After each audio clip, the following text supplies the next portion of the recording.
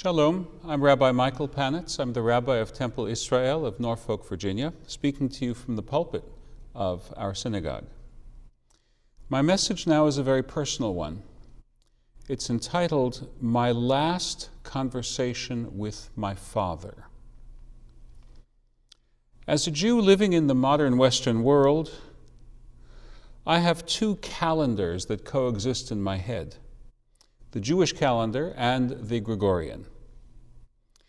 I observe my father's yahrzeit. Yahrzeit is the anniversary of someone's passing. According to the Jewish calendar, the 10th day of the Hebrew month of Shivat, this year that took place already.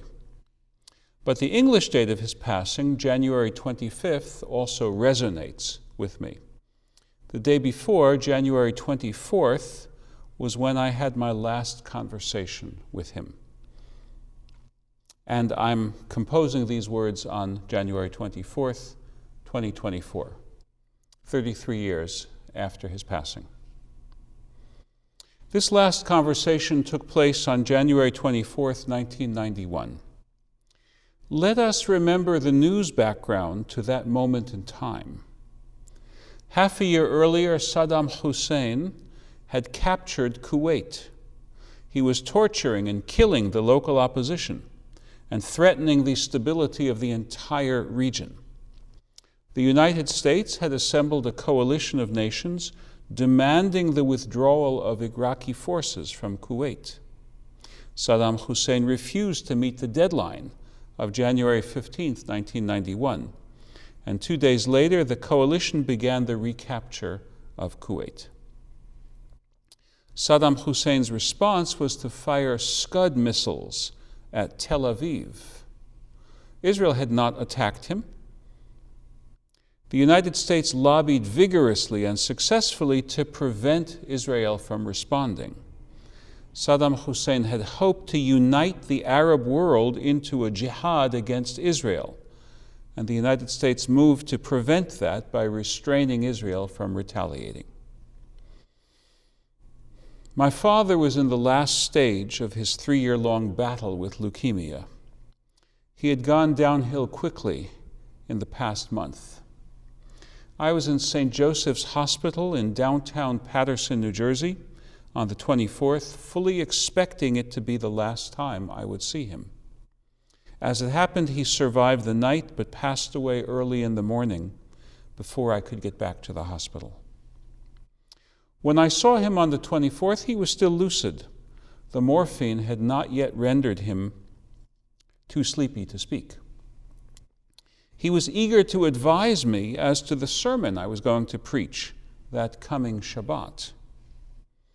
The weekly portion was Bishalach, the same as for us right now, this year. In that portion, the Bible relates the unprovoked and vicious attack of the marauding tribe Amalek upon the Israelites as our ancestors were heading out of Egypt.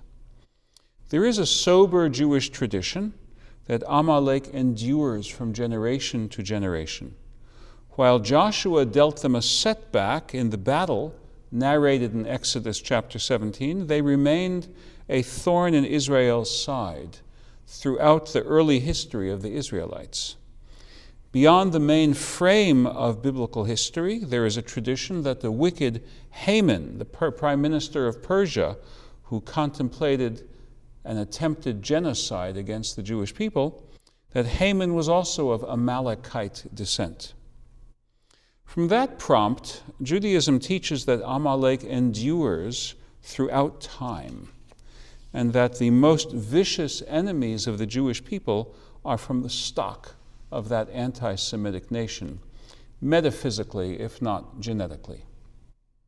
Torquemada, Khmelnytsky, Tsar Nicholas II, Amalekites, according to Jewish reckoning. Based on that tradition, my father told me, when you preach this Shabbat, tell them, meaning your congregants, that Saddam Hussein is the Amalek of this generation. I promised him that I would, and I fulfilled that promise. My father's work as a rabbi was his calling, his means to idealistic ends.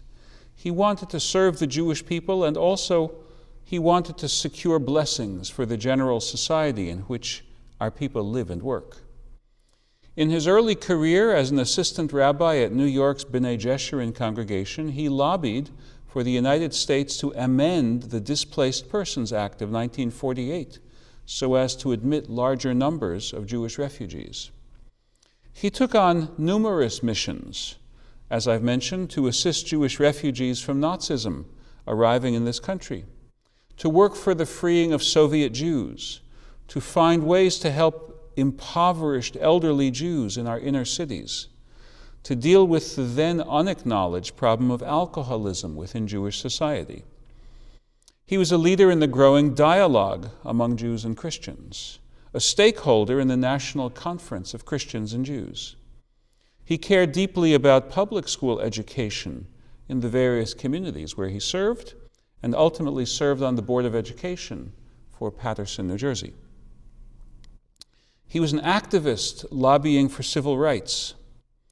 After the assassination of Martin Luther King, he walked the mean streets of Paterson, New Jersey, together with his clergy neighbor, Reverend Albert Rowe, pastor of the largest African American Baptist church in the city, to urge the outraged and angry youth of the slums not to riot.